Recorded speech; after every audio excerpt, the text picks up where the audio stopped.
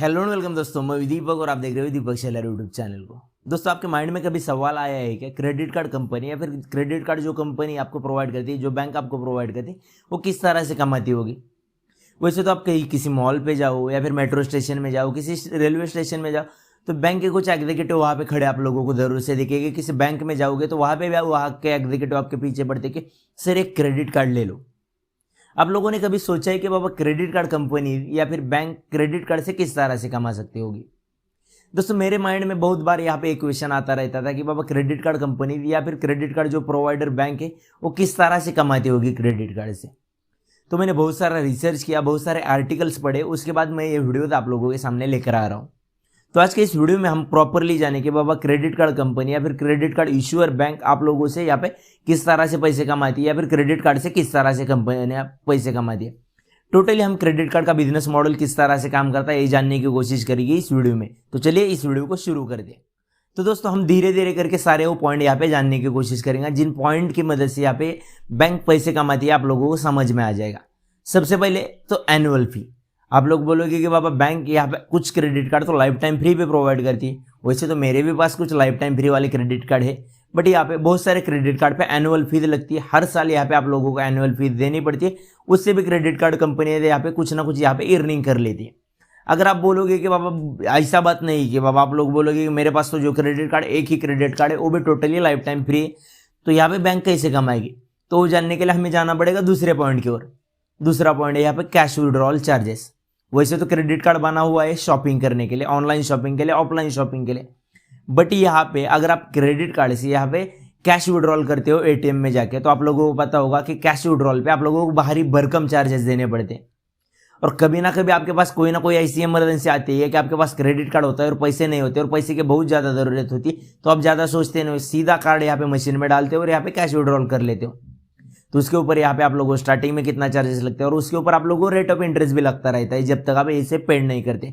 तो उससे भी यहाँ पे क्रेडिट कार्ड कंपनियां पैसे कमाने का कोशिश करती है, फिर पैसे कमाती है आप बोल सकते हैं। अगर हम तीसरे पॉइंट के ऊपर डिस्कस करेंगे तो तीसरा पॉइंट है लेट फी या फिर लेट पेमेंट चार्जेस। बहुत बार क्या होता है कि क्रेडिट कार्ड का बिल तो जनरेट होता है, बट यहाँ पे पैसे भरने के लिए आपके जेब में पैसे नहीं होते। पैसे भरने के लिए जेब में पैसे नहीं होते तो आप टाइम पे पेमेंट पेड नहीं कर पाते हो। टाइम पे पेमेंट पेड नहीं कर पाते हो तो पेड तो आपको पैसा करना ही करना है। अब यहाँ पे लेट हो जाते हो तो लेट होते ही यहाँ पे बाउंसिंग चार्जेस आप लोगों को लगते हैं, लेट पेमेंट चार्जेस लगते हैं। तो वो चार्जेस भी है तो आप लोगों की जेब से जा रहे, तो वहाँ पे भी बैंक का फायदा होता है। और यहाँ पे कभी ना कभी आपके ऊपर ऐसा टाइम आता है कि क्रेडिट कार्ड है ना जेब में, तो चलो उड़ा देते, खर्चे करते जाते। तो आप खर्चे करते जाते हो, कभी कभार इतना अमाउंट बड़ा हो जाता है कि आप अपनी जेब से नहीं भर पाते हो, तो वहाँ पे बाउंस होता है। तो यहाँ पे लेट पेमेंट चार्जेस वगैरह या फिर बाउंसिंग चार्जेस आप लोगों को देने पड़ते हैं। यहाँ पे अगर हम बात करेंगे नेक्स्ट पॉइंट की, चौथे पॉइंट की, तो चौथे पॉइंट में यहाँ पे क्रेडिट कार्ड कंपनियां ज़्यादातर कमाती है, मोस्ट ऑफ केसेस में ज़्यादातर कंपनियां कमाती है ईएमआई से। बहुत सारे लोग क्या करते हैं, अपने जेब में क्रेडिट कार्ड है इसलिए शॉपिंग करते रहते और जब बात आती है पैसे भरने की तो जेब में यहाँ पे पैसे कम पड़ते हैं, घर भी चलाना पड़ता है। तो इस मामले में वो लोग क्या करते हैं, अपने ट्रांजैक्शन को ईएमआई में कन्वर्ट करवा देते हैं। ईएमआई में कन्वर्ट करवा दिया तो यहाँ पे ईएमआई पे आप लोगों को इंटरेस्ट बैंक लेती है, या फिर जो क्रेडिट कार्ड कंपनी ने क्रेडिट कार्ड इश्यू किया वो कंपनी इंटरेस्ट लेती है। फर्स्ट टाइम में ईएमआई में कन्वर्ट करने के लिए भी चार्जेस लेती है। फर्स्ट टाइम में यहाँ पे ट्रांजैक्शन आप ईएमआई में कन्वर्ट करते हो उसके ऊपर भी चार्जेस लेती है। ये हर महीने यहाँ पे ईएमआई पे इंटरेस्ट लेती है। तो वहाँ से भी यहाँ पे क्रेडिट कार्ड कंपनी या फिर बैंक यहाँ पे कमा सकती है। तो ये तो हो गई चौथे पॉइंट के बाद। पाँचवा पॉइंट, यहाँ पे ओवर लिमिट फी। अगर आपका क्रेडिट कार्ड का लिमिट है 50,000 रुपये और 50,000 1 रुपया भी आप यूज़ करते हो, ऊपर का 1 रुपया भी आप यूज़ करोगे कहीं पे, तो बैंक अलाउ करती है कि आप यूज़ कर लो, बट यहाँ पे ओवर लिमिट चार्जेस बैंक आप लोगों को लगा देती है। उस चार्जेस से भी बैंक इनडायरेक्टली कुछ ना कुछ कमाती रहती है। और मेन सबसे बड़ा पॉइंट जो मैं आप लोगों को इस वीडियो में डिस्कस करूंगा कि यहाँ पे ट्रांजैक्शन चार्जेस। आप लोग बोलोगे बाबा ट्रांजैक्शन करने पे मुझे कुछ चार्जेस नहीं लगते। दोस्तों, ऐसा नहीं। ट्रांजैक्शन चार्जेस क्या है उसे हम डिटेल्स में जानने की कोशिश करोगे, तो इसके लिए भी आपको अलग से 3 पॉइंट जानने की जरूरत है। सबसे पहले तो आपका क्रेडिट कार्ड जो इश्यू करती है वो बैंक, वो इंस्टीट्यूट या फिर वो कंपनी, उसके लिए हम एग्जाम्पल के तौर पे यहाँ पे प्रॉपरली जानने की कोशिश करेंगे। साथ ही साथ यहाँ पे वो कंपनी, जिस कंपनी के मशीन पे आप कार्ड स्वाइप कर रहे हो वो कंपनी, और साथ में बीच में एक काम करता है नेटवर्क। नेटवर्क मतलब आप बोलोगे कौन सा नेटवर्क, एयरटेल, वोडाफोन, जियो, जी नहीं, नेटवर्क मतलब वीज़ा, मास्टर या फिर अमेरिकन एक्सप्रेस। यहाँ पे इंडिया में तो फिलहाल के लिए अमेरिकन एक्सप्रेस और यहाँ पे मास्टर को यहाँ पे पूरी तरह से बैन कर दिया गया। बची बात है यहाँ पे वीज़ा या फिर रुपए, इंडिया का नेटवर्क खुद का ही रुपए, ये नेटवर्क से यहाँ पे काम करते हैं। नेटवर्क का मेनली काम क्या होता है मैं आप लोगों को बताता हूँ। अलग अलग बैंकों को जोड़ने का काम यहाँ पे नेटवर्क यहाँ पे करता है। आसान भाषा में बोलूँ तो नेटवर्क यहाँ पे वर्ल्ड वाइड यहाँ पे काम करता है, ग्लोबली काम करता है। एग्जाम्पल के लिए हम लेते हैं वीज़ा की बात। तो वीज़ा एक नेटवर्क है जो अलग अलग बैंकों को यहाँ पे सर्विस प्रोवाइड करता है, अलग अलग बैंकों को यहाँ पे जोड़ने का काम करता है।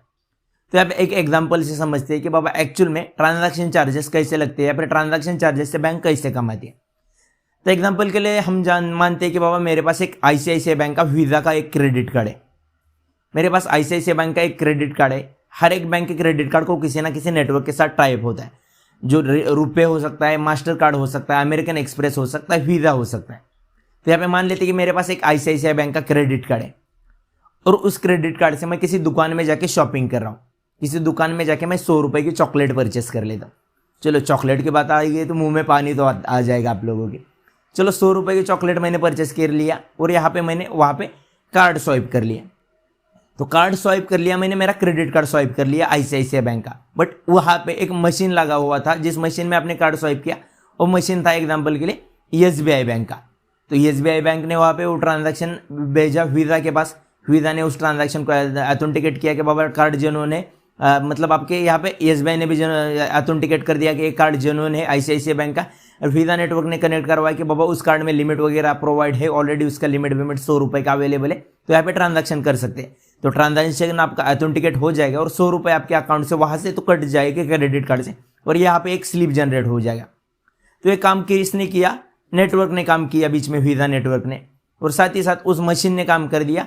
यहाँ पे जिस मर्चेंट का मशीन था, जिस यहाँ पे दुकानदार का मशीन था, वो एसबीआई का मशीन था, वहाँ पे क्या हो जाएगा, यहाँ पे आप लोग एसबीआई क्या कर देगी, वहाँ पे ऑथेंटिकेट कर देगी कि ट्रांजैक्शन सक्सेसफुल हो गया, और वहाँ पे उस क्रेडिट कार्ड कंपनी से पैसा कट जाएगा और पैसा वहाँ पे वो चला जाएगा उस मर्चेंट के उस दुकानदार के अकाउंट पे।